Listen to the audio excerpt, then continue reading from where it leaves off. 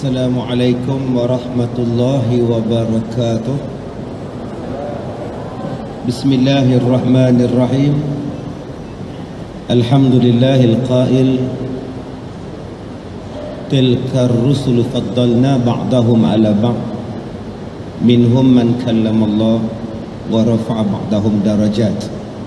Asyhadu an la ilaha illallah wa asyhadu anna Muhammadan abduhu wa rasuluh wa nusalli wa nusallim ala rasulillah wa ala alihi wa sahbihi ajma'in. Terima kasih Ustaz pengacara majlis yang saya hormati, Datuk Ibrahim dan seluruh ahli-ahli jawatan kuasa masjid yang saya muliakan, yang berbahagia Datuk Seri Syed Hussein dan seluruh ahli-ahli jawatan kuasa Persatuan Anak Melayu Johor, datuk-datuk, datin-datin, tuan-tuan dan puan-puan, mudah-mudahan dirahmati oleh Allah Subhanahu wa taala.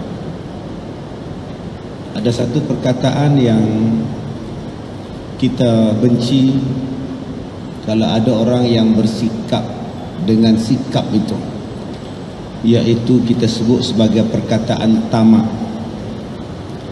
Tamak ataupun tamak. Yang kita kena buat ialah tamak ninah. Tamak ninah tu wajib.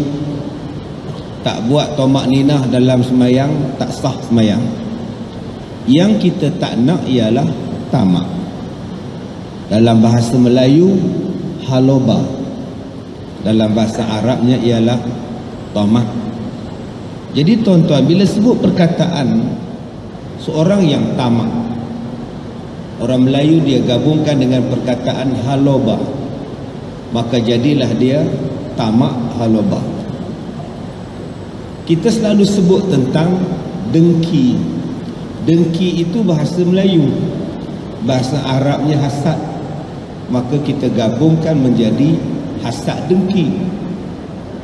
Sangka itu bahasa Melayu, bahasa Arabnya ialah syak, maka kita gabungkan sekali, kita selalu menjadikan syak wa sangka. Padahal dua-duanya maksudnya sama. Syak tu pun sangka, sangka tu pun syak. Tapi kita gabungkan sekali sebab nak menunjukkan benda itu penting, besar, maka dituduh, dibubuhlah sekali syak wa sangka, hasad dengki. Macam-macam lah tuan-tuan. Baik. Jadi ada satu perkataan yang kita selalu sebut perkataan tamak. Tamak maknanya yang di dalam mulut belum dikunyah, yang di tangan sudah nak disuap. Itu namanya tamak. Yang ada pada diri sendiri pun tak habis lagi, dah sibuk mencari yang lain. Itu namanya tamak. Tamak juga maknanya ialah tak cukup-cukup. Tak cukup dengan sesuatu, nak lagi yang lain. Itu namanya sebagai tamak. Perkataan tamak ini tuan-tuan, banyak kita sebut tentang sikap, perangai orang yang buruk akhlaknya. Dan dia hampir sama dengan sifat dengki, khianat. Hati sepi tinggal seorang, tiada siapa ingin dekati. Apa didengki rezeki orang, rezeki sendiri pun tidak disyukuri. Ini kadang-kadang tamak dengan dengki hampir-hampir dekat-dekat. Dan istilah orang kita disebut orang yang tamak selalunya rugi. Kita selalu sebut tentang lebay malang. Yang kanan tak dapat, yang kiri terlepas, yang hulu terlepas, yang hilir tak dapat. Orang yang tamak ni tuan-tuan, selalunya yang digendong pun hilang, yang dijinjing pun keciciran. Itu tamak. Tetapi ada satu tamak yang baik pula perkataan tamak itu. Dia baik pula perkataan tamak. Serupalah kita suami dan isteri. Ada benda yang baik pada si isteri, tetapi tidak baik pada suami. Walaupun perkataannya serupa, tetapi orang perempuan bagus, orang lelaki kurang bagus. Apa dia? Pertama, takut. Takut orang perempuan bagus, takut suami tak bagus. Orang perempuan takut nak keluar rumah, bagus. Orang perempuan takut nak berjalan malam-malam ke pasar malam, takut nanti diraba dia orang, bagus, duduk di rumah. Orang perempuan takut nak benarkan orang lain masuk dalam rumah tanpa izin suami, bagus. Orang perempuan takut memakai pakaian yang seksi-seksi, bagus. Tetapi kalau lelaki pun takut, tak bagus. Nak ke bilik air pun minta isteri teman, tu namanya tak bagus. Pukul 2:30 pagi dia kejut isteri dia, teman abang kejap. Ke mana bang? Ngantuk dia bang. Apa nak ke toilet? Takut ke dia. Ini penakut yang amat tak elok, tuan-tuan. Yang kedua, sombong. Orang perempuan yang jadi isteri orang sombong tu bagus. Bila lelaki mengorak, dia sombong. Hai, seorang saja, saya isteri orang, faham? Sombongnya bagus. Orang hantar mesej tak jawab, orang hantar mesej nak mengorak tak balas, bagus. Yang tak bagusnya suami sombong, dengan mak mertua sombong, dengan anak-anak sombong. Yang ketiga, isteri kalau kedekut bagus. Pergi pasar malam RM10 dia bawa, bagus saja. RM5 pergi pasar raya, bagus, jimat suami dia. Yang tak bagus kalau suami kedekut. Tuan-tuan, bila isteri kata, abang kopi dah habis, engkau kikis dia, mana yang hitam kat kuali tu, buat kopi. Yang hitam macam kopi sudah, kata dia. Tuan-tuan, begitu juga dengan tamak. Ada tamak yang tak bagus, tetapi ada tamak yang bagus. Malam ni saya nak cerita tamak yang bagus. Ada ustaz tamak yang bagus? Ada. Ada ustaz lapar yang bagus? Ada. Lapar dan tamak maka bagus. Ada lapar yang membawa kepada sifat tamak.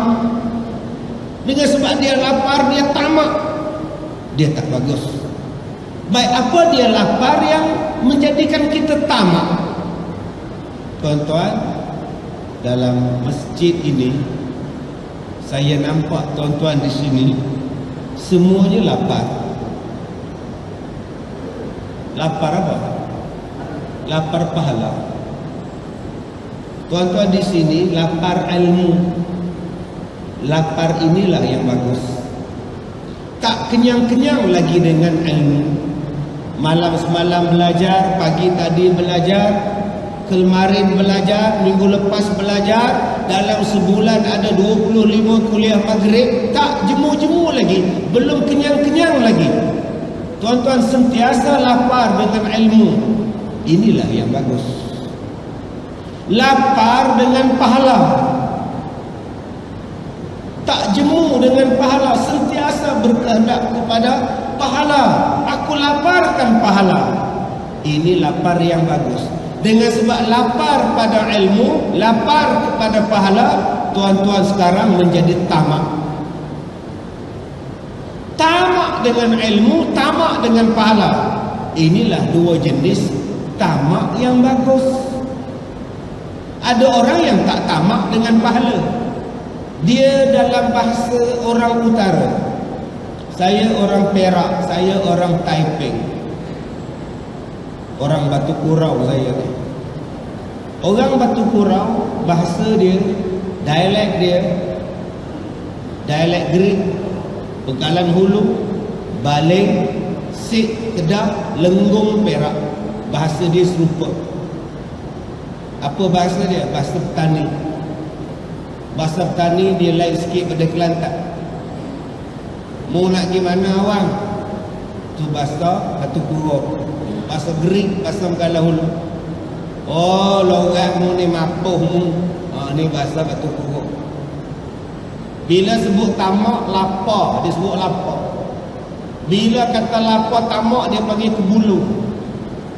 Ni kebulu. Ni bahasa kebulu. Orang Pening dia tak sebut kebulu, dia sebut kelapak. Aku tak kelapak kata dia. Ni orang utara Kedah. Dia tak kebulong, tak kelapak.